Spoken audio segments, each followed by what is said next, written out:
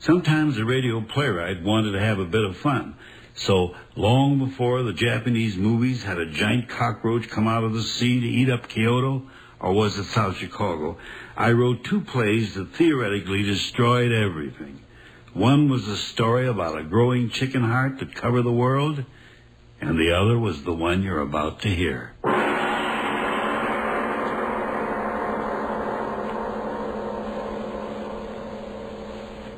Lights out. Everybody. It is later than you think. This is Arch Oboler. Someone has said that the 2 main springs which drive the world are hunger and the will to power. I think we'll all agree about the hunger, but as to the will to power, well, sometimes I think it's not quite as strenuous as that. There are some people in this world who don't want to run anything. They just want to be liked. And that's the mainspring of our story tonight, Oxychloride X.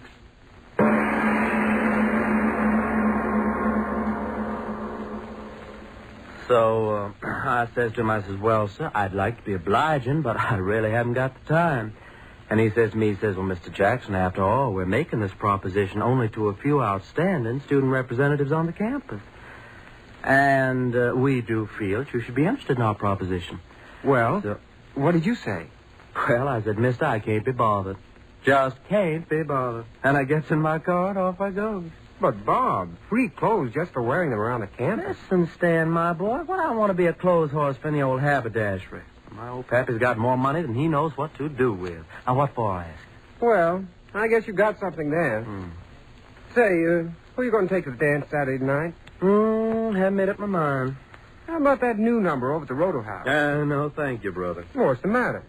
Well, did you ever take a look at her feet? No, sir. Never got below her chin. Hold it. Yeah? Ray Stewart to see you, Stan. Yeah. Send him on up. Ray Stewart. Who's he? Well, we're still short 1 pledge, aren't we?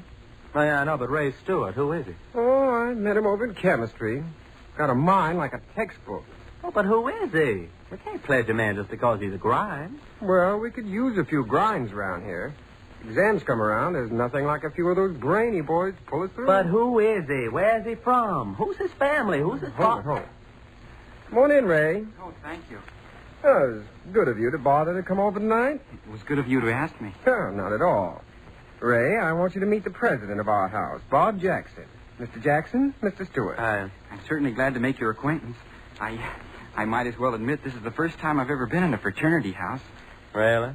Sit down, Ray. Make yourself at home. Oh, thank you. Now, tell me, Ray, do you ever go in for any sports back in your prep days? Oh, no. I never had much time for that sort of thing.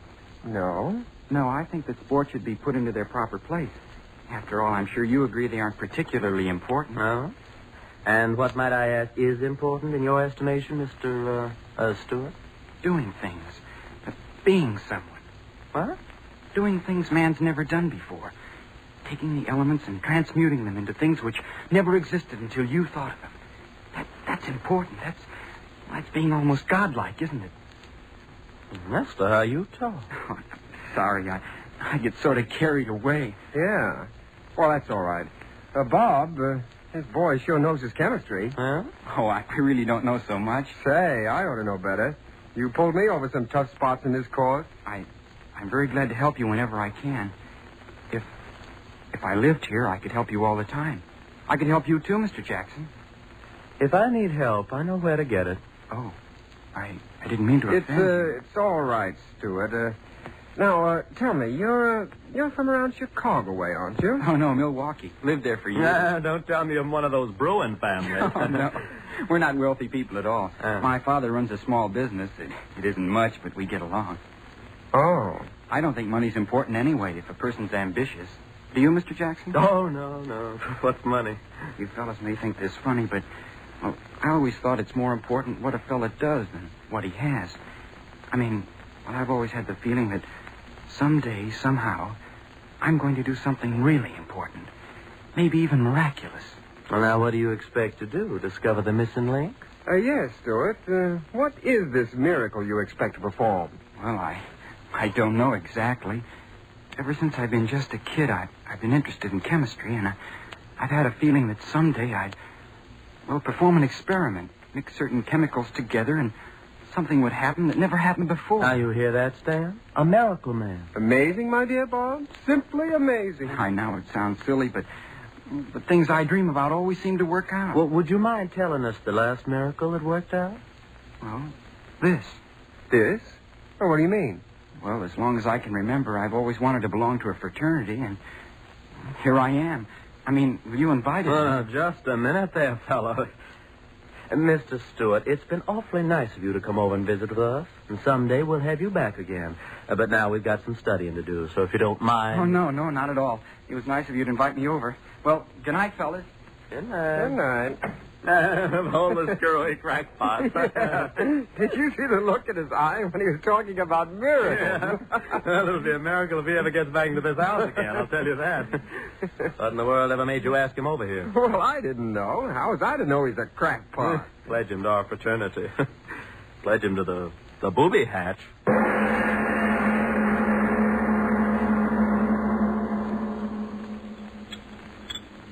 Mr. Stewart, if you please, Mr. Stewart. Oh, yes, Professor? Mr. Stewart, might I ask if you're anxious to sever your relationship with this university?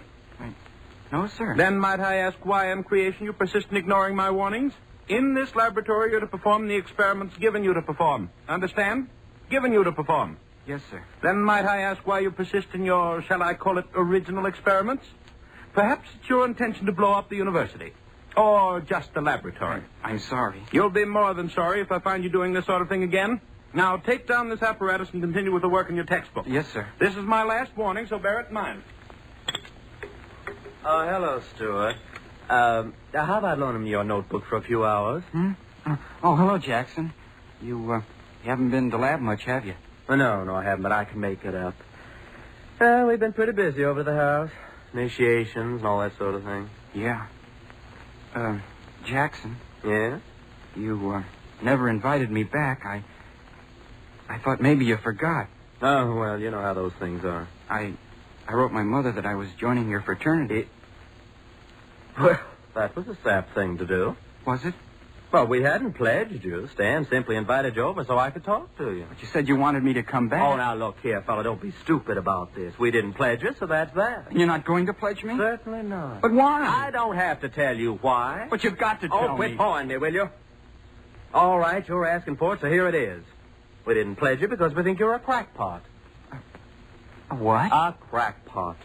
You talk about miracles. You spend every minute of your time here in the lab monkeying around with things you don't know anything about, getting yourself in all kinds of trouble. Yeah, and you look like a first-class screwball. But I'm just trying to I make... don't care whatever it is you're trying. It isn't normal. I'll bet you never had a glass of beer in your life. And if a girl ever looked at you, you'd fall over in a faint. Then you're not going to pledge me? You're not No, we're not going to pledge you. So if your mom expects you to be in a fraternity, you better start cooking up one of those miracles, fella. A first-class miracle.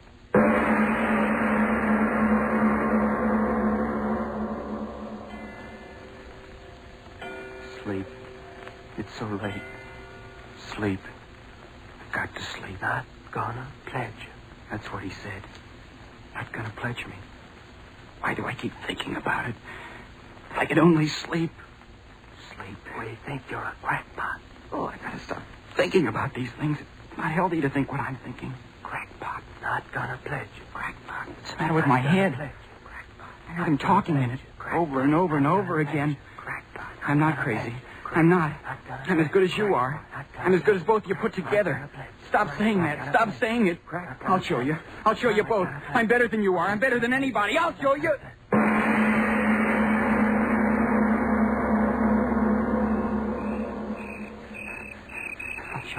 I'll show you. Talk about miracles. I'll give you miracles. The lab. I've got to get into it. I'll give you miracles. It's dark in there. I've got to get in. Oh, blasted door. Got to get in. Window. I'll show you. So dark in here. Got to find a lab table. Got to make a miracle. Who's there? Who's there, I say? Watchman. Come on now. Who's there? Talk up. You don't have to get so excited. I'm a student. Student, eh? Let's have a look at you. That flashlight, you're blinding me. I've got to see who you are, don't I? Yeah, I know you. Seen you on the campus. I told you I'm a student. Well, that don't give you no right to be here after hours. How'd you get in here? Oh, broke a window now, did you? Huh? I didn't break the window. But I heard the glass. So did I, and I followed the man in here. Man, what are you talking about? Give me your flashlight and I'll show you. All right. Here. Look behind you. What? No one will stop me. No one. Miracle. I've got to make one. Got to. Got to. Got to.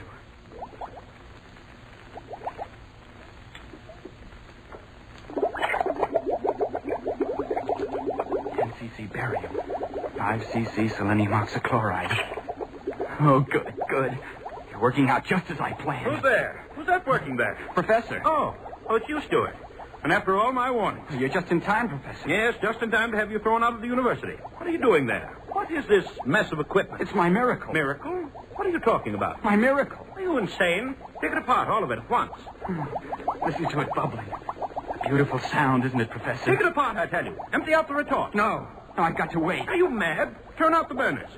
No, all right, I'll turn them off for you. No, stay where you are. Stuart, put down that acid. I'll smash the bottle on your head if you touch anything on the table. No, don't throw it. Put the bottle of acid down, Stuart. Please. My experiment. My miracle. Bubbling and boiling and stewing. It will work, Professor. It's got to work. But what is it? I told them I'd create something that no other man has. I told them. And I will, Professor. You hear me? I will. But what? A solvent. A solvent more powerful than anything the world has ever known. What do you mean? What are you talking about? Listen to it bubble. You said solvent. Explain yourself. Yes, a solvent. A solvent that will dissolve steel like a hot flame. What do you say? You heard me say it. A solvent that will dissolve steel faster than a razor cutting through paper. Do you know what that means? Run a line of this liquid across a steel girder, and the girder will crumple like a falling tree. Pour some of my solvent into a glass shell and bomb the cities. I tell you, it'll make war too horrible for men to endure. You crazy boy, you. You know what you're talking about? I'm talking about that. That liquid there. Listen to it. Listen to it sing. Why, no such solvent exists. Selenium oxychloride, perhaps, but to do the impossible things you talked about would require a quantity so... Oh, the beaker. It cracked. No, do something. That liquid's flying all over my bench, my laboratory. The stone of the bench. It's eating through the stone. Oh, stop it. The liquid. It's eating through the stone bench. No, it can't be. It's eating through the slate of the floor. The hole's getting bigger and bigger. Run! Oh, I've done it. I've created something no other man has done. A solvent that dissolves anything. Anything. Anything.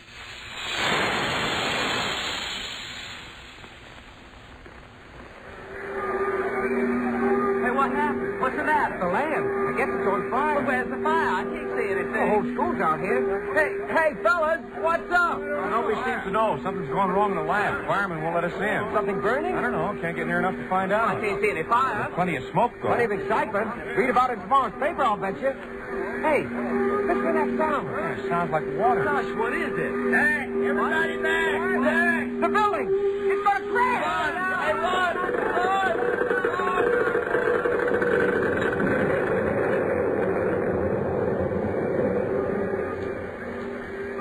I did it. I did it. A solvent that dissolves anything. Anything.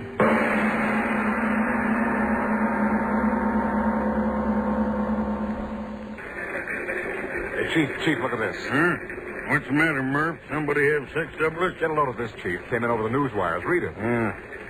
Additional on Whitmore University. Mysterious cavity on campus growing larger hourly. More follows. Mysterious cavity. Hey, what is this, a dentist advertisement? Don't you remember, Chief? A couple hours ago, that flash about something eating a hole so big a building fell in it. This is the follow-up. The thing's getting bigger. What do you want to do about it? Forget it. What? Don't you see through a gag when it hits you in the face? Somebody's just having fun on the wires. Ha! Mysterious cavity growing bigger. Well, when it's as big as a hole in your head, that'll be news, Murph. That'll be news. Anything. It dissolves anything. And I did it. I discovered it.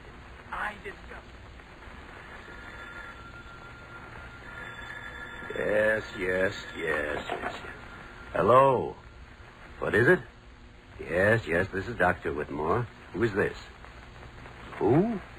National News Service. Now, look here, my good man. It's 4 o'clock in the morning, and I'm supposed to be resting. My vacation, you know. What? My university. Building collapsed. But are you sure? Yes, I'll call them long distance at once. No, I can't give you any sort of statement now. Hang up, man. I've got to get the operator. Operator. Give me long distance. Give me... What? Long distance is calling? Well, put them on. Hello. Yes, this is he. Rogers? Yes, Rogers. What? Did? That's impossible. Larger? But how could it grow larger? Chemicals? Are you drunk, man? Insane? It's impossible. But you must do something. Listen, mister. I'm a fireman, not a magician. But that hole, it's 20 feet wider than it was 10 minutes ago. Mister, I don't know what it's all about. No fire and the ground's burning right away. We have $5 million worth of property on this ground. If that whole For spreads... Pete's sake, leave me alone, will you? We've been throwing water on the edges of the thing ever since the building fell in, but it don't do no good. This out of tonight's paper. The latest news on the Whitmore University mystery. What at first was treated lightly by all newspapers as either a hoax or a shifting of earth stratum has now developed into an authentic yet unbelievable situation. The hole, which began at the site of the chemical laboratory building, is now 300 feet in diameter and spreading with unbelievable rapidity. Fire departments and fire experts from all neighboring communities within a radius of 100 miles have been called in, but have been helpless to combat the rapidly spreading pit. Many conflicting theories have been propounded as to the cause of the cave-in, but at last reports nothing definite had been determined. That's enough, Professor Parker.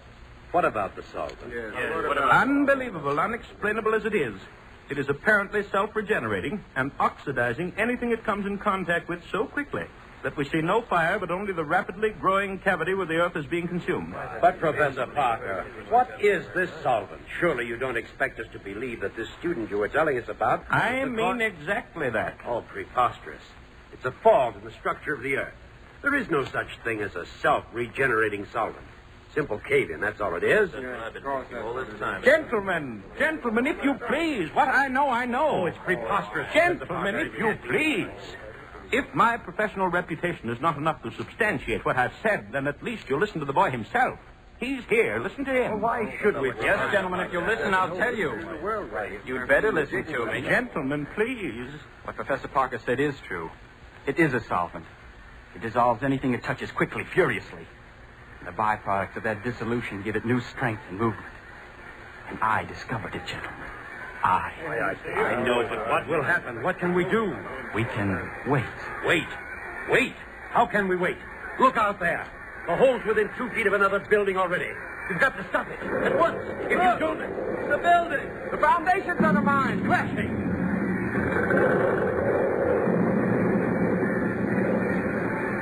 Mother in heaven.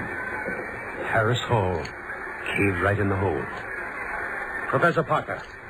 You boy, listen. Which chemicals did you use? We've got to fight it with chemicals. Spread them around the edge. Neutralize the solvent. Yes, that's it. Chemicals. We'll neutralize the reaction. No, gentlemen. Listen. You may neutralize the reaction at the edges of the hole. But you forget one thing. What? What are you talking about? The solvent is eating downward at many times the rate it's eating outward. You may neutralize the reaction at the edges of the hole. But have you forgotten? It's eaten the hole 1/4 mile deep already. And it's eating into the earth faster and faster. How are you going to stop that? Faster and faster at an ever-increasing rate, this strange cancer on the surface is eating away. It is now approximately 14 hours since the phenomenon began, and already it has eaten outward a distance approximately 1 mile in diameter, with a resulting damage of over 1.5 million in property. Truly, the most astounding factor in this catastrophe is the fact that the hole is increasing in depth at an unbelievable rate. At our last reports, approximately 10 minutes ago, the pit had reached a depth of approximately 3 miles, and experts apparently refuse to predict how much further this earth cancer will go. What only a handful of hours ago was a quiet section of the country in which stood the Whitmore University is now a great gaping pit in the surface of the earth, out of which rise strange noxious gases as that burning something eats deeper and deeper and deeper into the bowels of the earth. The latest sonic recordings indicate that the shaft has now reached a depth of 11 miles, 2,342 feet. I'm right on the scene and will continue to send reports as quickly as I get. Sure is a crowd here. Yeah, 500,000, they say. Yeah, watching and waiting.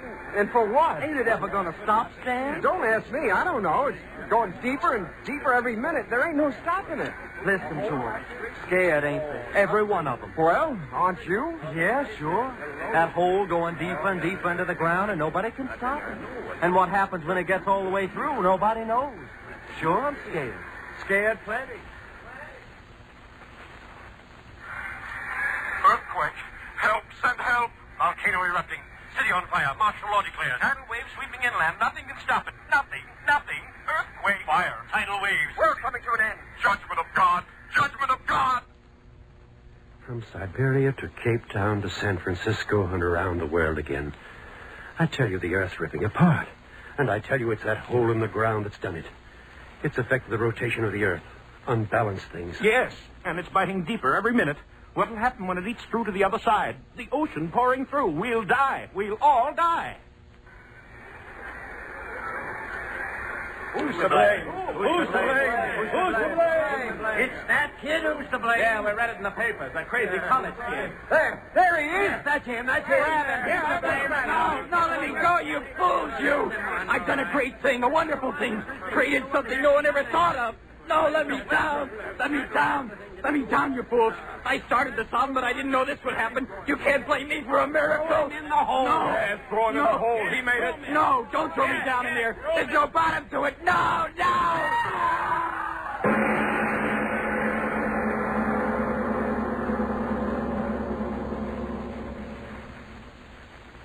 Here, put him down here on the grass. Dan? Yes. Boy, oh boy, will this be a sensation on the campus. But, Watchman, how did it happen? Well, I'm making my rounds of the grounds as usual, and all at once in the moonlight I see this fellow walking across the grass. So I go up to him and I see the fellow's walking in his sleep. In his sleep? Yeah. And just when I starts to grab him easy-like, he pulls loose, yells something about, "Don't throw me in, don't throw me in." And then he runs across the campus and dives headfirst down into the swimming pool. And it's empty.